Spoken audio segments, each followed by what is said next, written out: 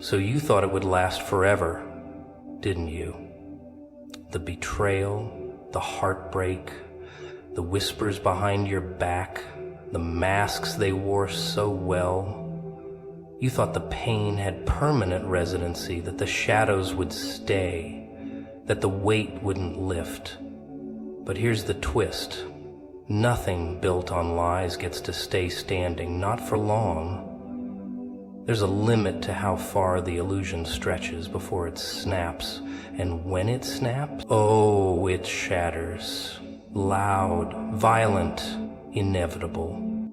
Funny how they always think they got away with it, isn't it? Like a kid who broke a vase and stood there pretending nothing happened while the pieces are still crunching under their shoes. That's how people move when they're drunk on the illusion of invincibility. They lie, cheat, manipulate, twist stories until they can't even remember what the original lie was anymore. And somehow they think if they smile wide enough, talk sweet enough, pretend long enough, no one's going to notice the rot underneath. But oh, someone always notices.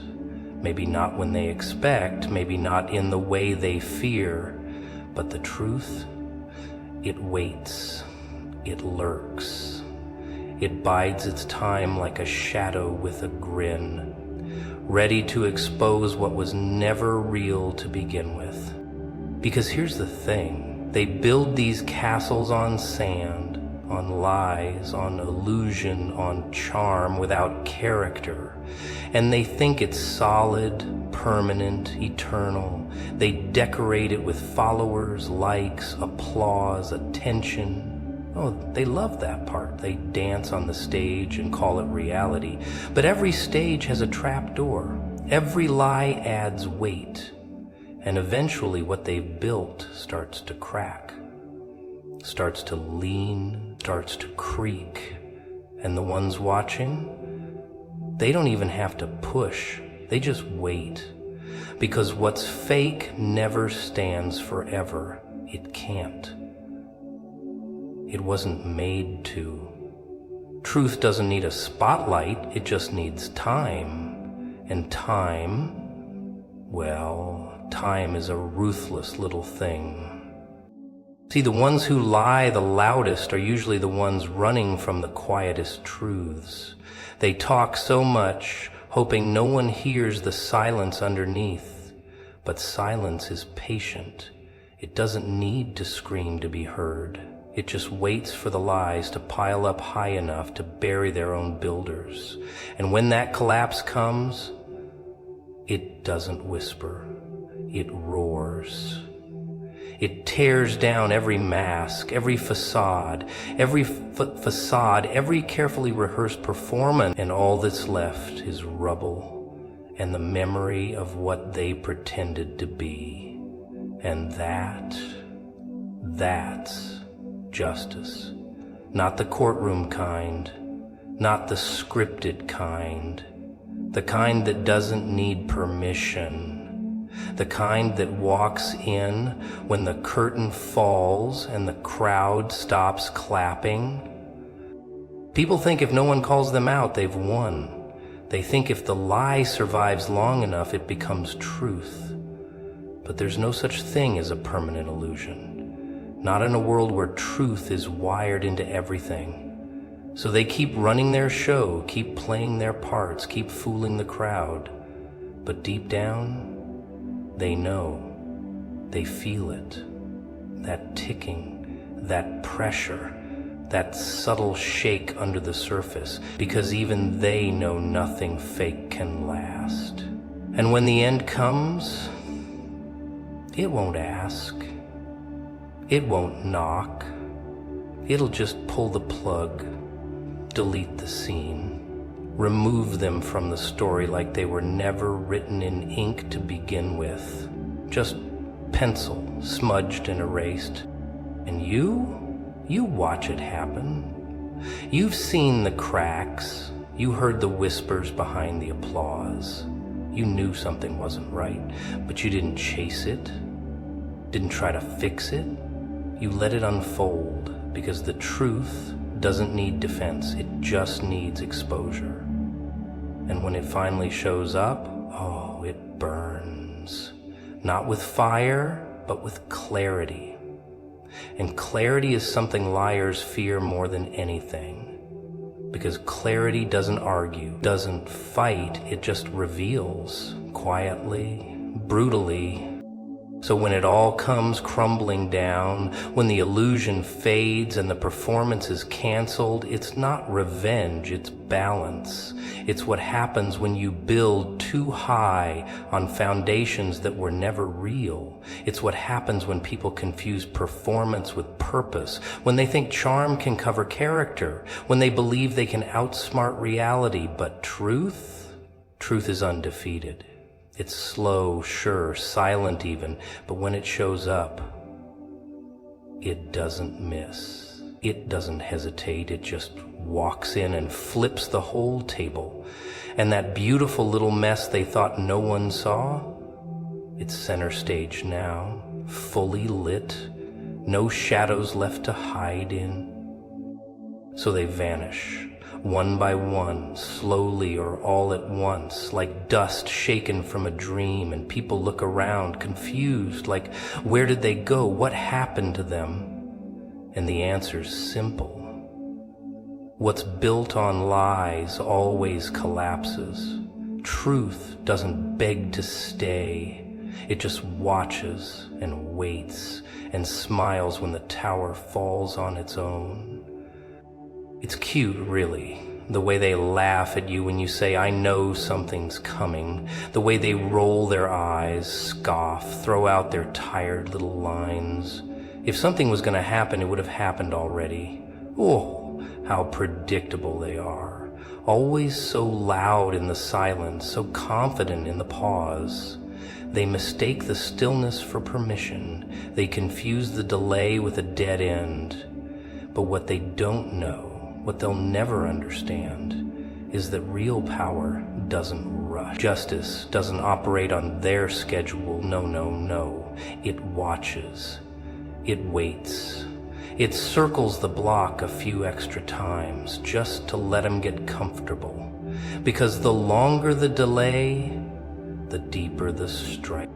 You see, people expect consequences to show up with flashing lights and loud music. They want their karma to look like a movie scene, big, dramatic, instant.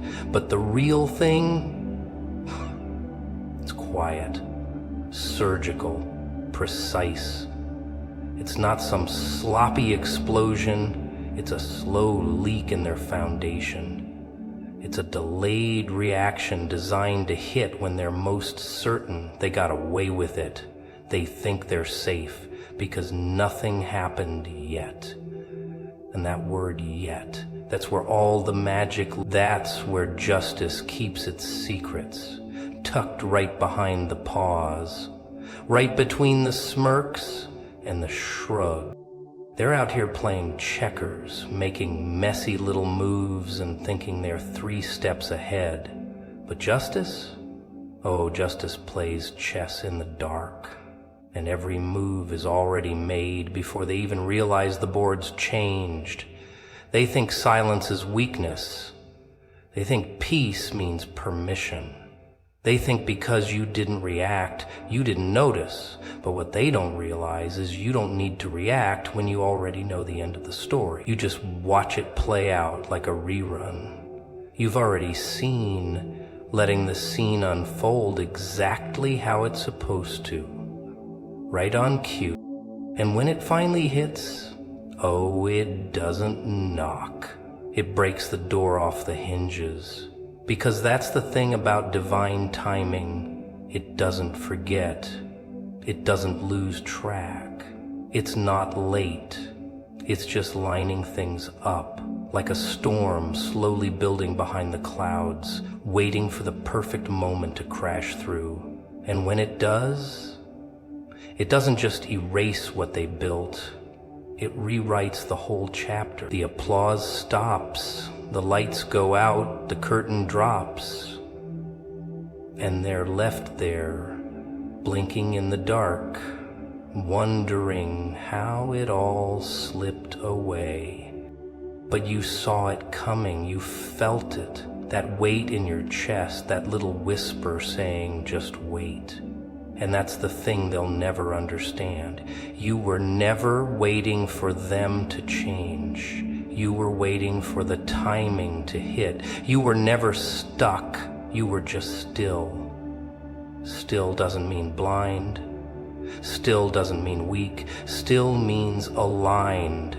Letting the pieces fall where they need to, because when justice finally moves, it moves clean. It doesn't miss. It doesn't fumble. It doesn't need to shout. It just delivers. And oh, how they scramble when it lands.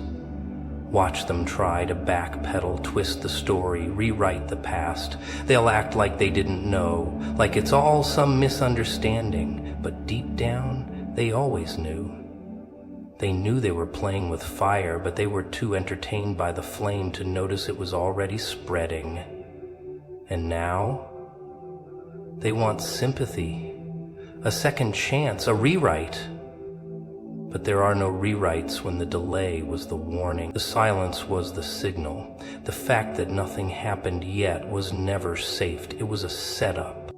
So when the tables turn, and oh, they always do, they won't know where it started. They'll try to trace it back, but the beginning was buried in that quiet moment they thought didn't matter.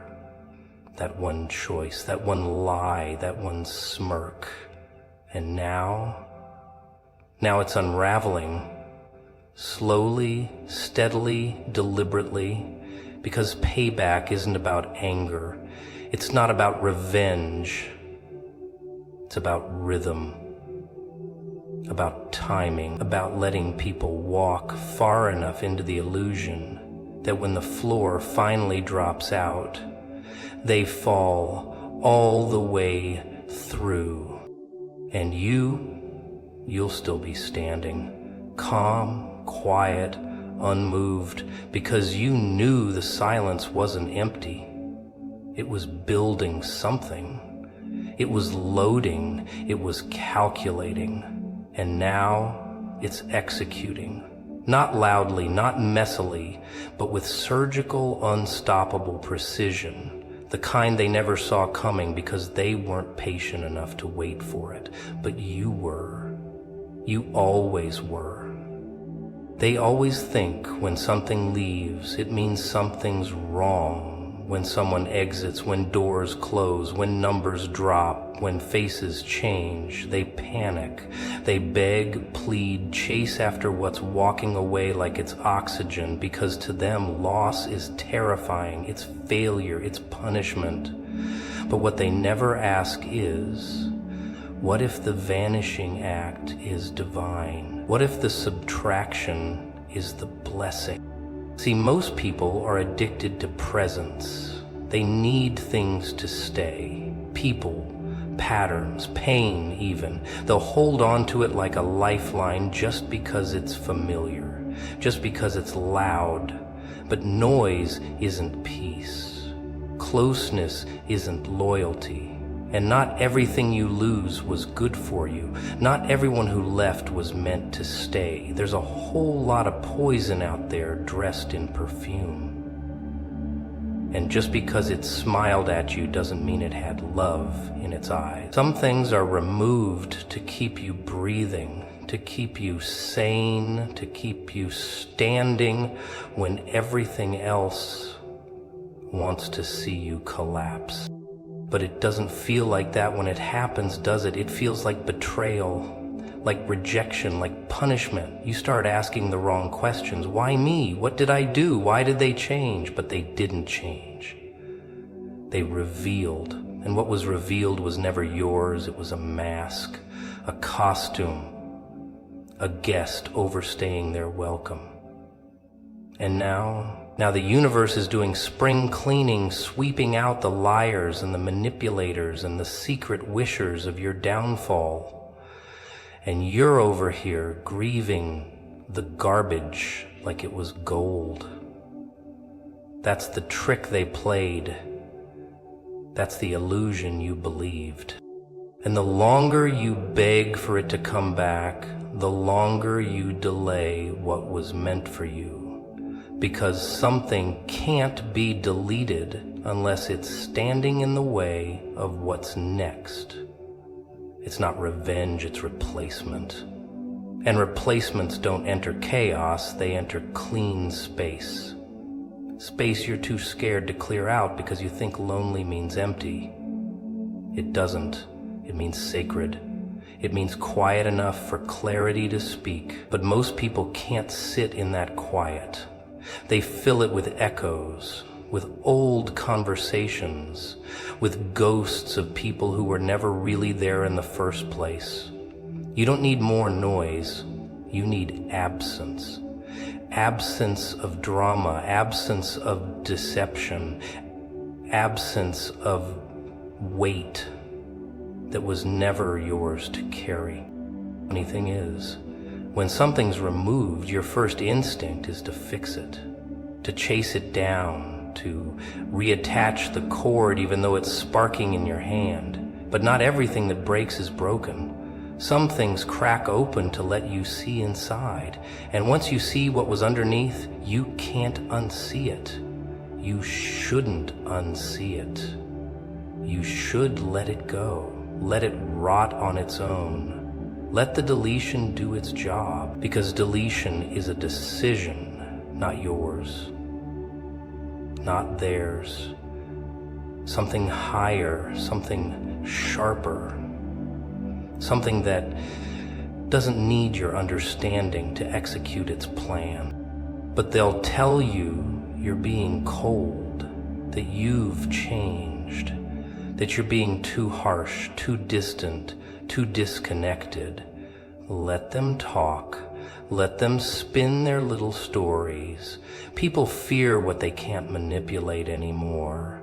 They miss the version of you that tolerated nonsense, that forgave red flags painted white, that stayed when you should have walked. That's what they want back, not you, just the access. And now that the door's locked and the passcode's changed, they're shaking the handle like it's their right to be in the room they trashed. And still, some part of you hesitates, because deep down you remember the good moments, the laughter, the early days, the version of them you wanted to believe was real. But let's not pretend memory isn't biased. It romanticizes. It edits. It filters out the parts that made your chest feel like it was caving in. But truth doesn't edit. Truth shows the full real. And when the full real plays back, it's not so pretty, is it? So no, what was removed wasn't taken. It was cleared. Cleared like a corrupt file. Cleared like bad code. Cleared so the program doesn't crash, and you don't owe anyone an explanation for surviving. You don't have to justify why you stopped reaching, why you let the message stay unread, why you walked past them like they never existed. Because the real ones, they don't need reminders. They don't need warnings. They don't put you in positions where deletion becomes necessary. But the others, the ones who came with sweet words and sharp knives, they needed to go. Not later, not eventually, but now. Before they did more damage, before they buried your spirit under one more fake apology. And you didn't push them out. They walked into the trap they set for you and fell in themselves. Now you're watching it close behind them, like it was never meant to stay open. Because what's meant for you doesn't have to be it doesn't vanish when tested. It doesn't need fixing. It doesn't need force. It just fits. It just flows. And anything that had to be removed didn't belong in the first place. Ever notice how some people swear they're being attacked the moment they lose control over you? How they cry victim as soon as their grip starts slipping? It's almost funny, watching them rewrite the script like they didn't play the villain in the first half. They twist it, flip it, spin it until suddenly you're the bad guy just for not letting them hurt you anymore. But that's the trick. Evil doesn't always come with a knife. Sometimes it shows up with flowers, compliments, promises of forever, and a little smile that never quite reaches the eyes. See, when someone's truly protected, it doesn't mean they don't walk through fire. It means they don't burn. It means the matches thrown at them die out before they light. It means the traps get triggered before they even step forward. And you'll hear people say, she's lucky nothing happened to her, but it's not luck, it's covering. It's something unseen standing between her and the poison being served on a silver platter. Because when something higher steps in, no lie can stick. No betrayal can blindside, and no disguise stays on long. That protection, it doesn't look like armor, it looks like isolation, like silence, like being pulled away from the crowd you thought was yours. It looks like betrayal when it's really a barricade. People see you lose friends, lose lovers, lose opportunities and think you're cursed. But you're not losing, you're being lifted. From conversations meant to trap you, from connections designed to drain you, from tables where you were the only meal being served, and you don't even realize it at first. You cry over the lost, not knowing you were crying over a curse being canceled in real time. And oh, they don't like that. Evil doesn't like when its plans don't land. It doesn't like when its favorite targets suddenly stop playing along, when the manipulation stops working, when the silence gets louder than their noise. That's when they start poking, pushing, provoking, trying to bait you back into the chaos, trying to drag you down to where they feel powerful again. But you don't bite, not because you're weak, but because you're watched. You're guarded, and deep down they feel it, that something's keeping them from getting close again. So what do? They lie, loudly, desperately. They gather others, spin stories, paint you as cold, as cruel, as broken. They don't just want to ruin you, they want to rewrite you, because if they can't reach you, they'll try to ruin your reflection. But that's the thing about being protected. Your name might be in their mouths, but your peace is untouched. Their words bounce off something they can't see and land right back where they came from. Boomerangs dressed as rumors, and you walk on. Not because it doesn't hurt, but because you understand now that not every storm is sent to break you. Some come to wash the snakes into the open. Some come to reveal hands that were never clean. And once you've seen it, really seen it, you can't unsee it.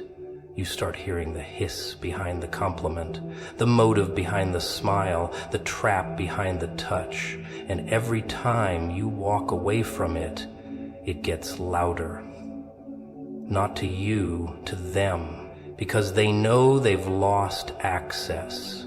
And when evil loses access, it gets loud. It throws tantrums. But tantrums don't touch you when you've been removed from the blast zone. And maybe you used to doubt yourself. Maybe you used to stay, try to fix, try to understand. But that part of you, it got deleted with them. What's left now is untouchable. Not because you're perfect, but because you're chosen. Because you've got scars that are sealed. And those seals, they glow. not for the world to see, but for whatever darkness tries to get close again. It sees the glow and knows this time the trap isn't for you, it's for them. That trying to touch you now means touching fire, that the same pain they tried to cause will ricochet right back through the cracks they created. And you don't have to fight. That's the wildest part. You don't have to prove or explain or retaliate. The protection isn't in your fists, it's in your steps, in the way doors shut without you lifting a hand, in the way fake smiles get exposed without you saying a word, in the way you keep rising, glowing, moving, while they're still trying to figure out how you slipped through their fingers.